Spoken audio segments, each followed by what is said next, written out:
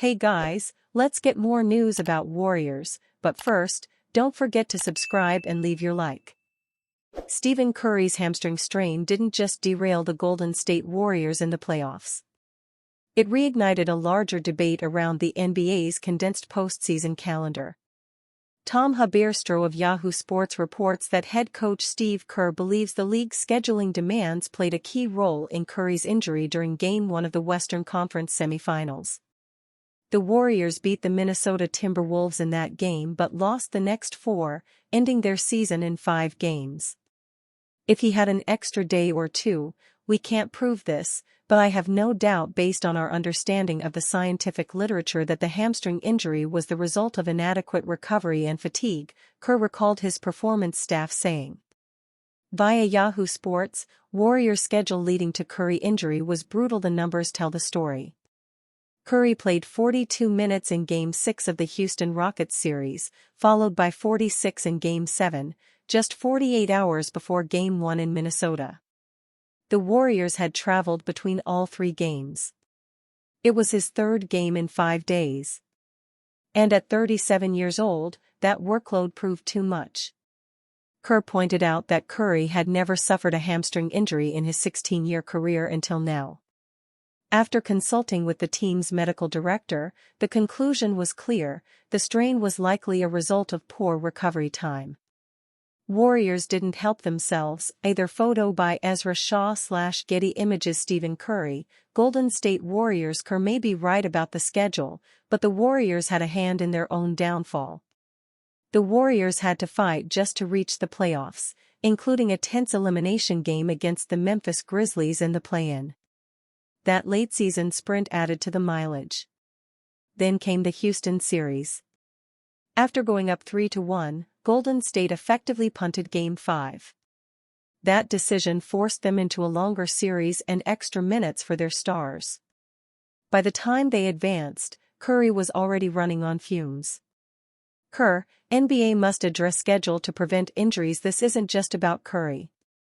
Other veteran stars like Damian Lillard, and even younger faces like Jason Tatum, also suffered lower body injuries this postseason. The Golden State Warriors could reunite with DeAnthony Melton this offseason, according to Anthony Slater of The Athletic. The two-way guard is an unrestricted free agent. After tearing his ACL in November, Slater believes he will not get more than the veteran's minimum as a risky flyer. Honestly, I think Melton's a veteran minimum target, Slater said on the Warriors Plus Minus podcast. He's intriguing for the Warriors. Melton, 26, is coming off an ACL injury, which he sustained in November last year. The veteran guard is expected to make a full recovery ahead of the season. Before the injury, Melton averaged 10.3 points, 3.3 rebounds, 2.8 assists and 1.2 steals in 6 games, including 2 starts, for the Warriors.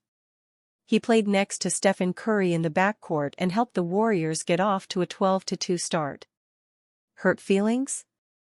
Getty. Will DeAnthony Melton reunite with the Golden State Warriors? Melton's injury derailed the Warriors, who stumbled to 11th in the Western Conference until they made the big swing on Jimmy Butler that lifted them back to the playoffs. The Warriors quickly shipped Melton to Brooklyn for Dennis Schroeder in a move that fizzled out. They subsequently included Schroeder in the Butler deal. I am curious what he thinks about the way the Warriors just traded his contract right away, Slater said. But to me, especially because I don't, if he tore his ACL, are we sure he's going to be ready for the opener? He's got question marks body-wise. The Warriors will have competition for Melton. Jovan Buha, Slater's colleague at The Athletic, floated Melton as a potential depth piece for the Los Angeles Lakers. I really like Melton as a flyer, Buha said on his Buha's Block podcast. At this point, he's gonna be a vet minimum guy. I think he's a guy who, for a vet minimum contract, you could do a lot worse. The Jonathan Kuminga conundrum. The Warriors' offseason begins with their restricted free agent Jonathan Kuminga. Despite averaging 24.3 points on 55.4% overall shooting and 38.9% from the three-point line in his last 4 games in the playoffs, Golden State coach Steve Kerr made it clear that he will not have a significant role for the Warriors if he returns next season. "I've been asked to win," Kerr told the San Francisco Standard's Tim Kawakami on the TK show on May 21. "And right now, he's not a guy who I can say, I'm going to play 38 minutes with the roster we have, Steph, Jimmy, and Draymond Green, and put the puzzle together that way and expect to win." In a separate interview, Kerr believes Kuminga also wants no part of this roller coaster ride in Golden State.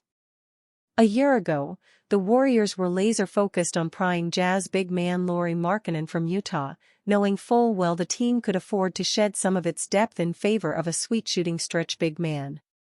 Efforts to land Markkanen fizzled, of course, and the Warriors carried a too-deep roster for much of the season before making the Jimmy Butler trade at the NBA deadline. But watching the Warriors' efforts in the playoffs, first in the 7-game series against the Rockets, then in the Stephen Curry-less, other than Game 1, series against the Timberwolves, it became clear why the Warriors coveted Markkanen. They really need a big guy who can shoot.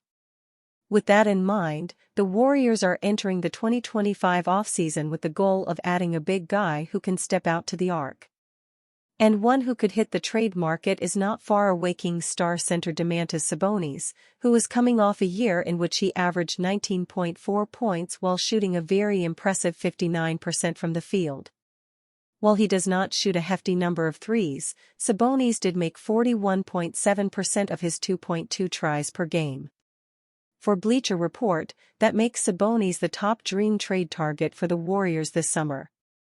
In an article titled, 3 Dream Trade Targets for Every NBA Team This Summer, the site's Greg Swartz had Sabonis at the top of the list, followed by guards Derek White of the Celtics and Kobe White of the Bulls.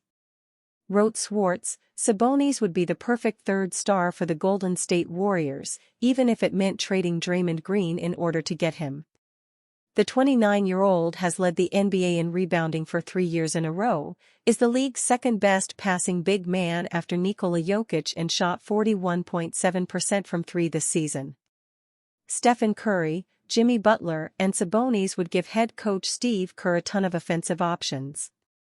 Indeed, in order to match the $43 million that Sabonis is slated to make next year, the Warriors would almost certainly have to build a package around Green, who is set to earn $26 million. That is what is most likely to torpedo such a deal. The Warriors appear intent on having star Stephen Curry ride out the rest of his career alongside Green.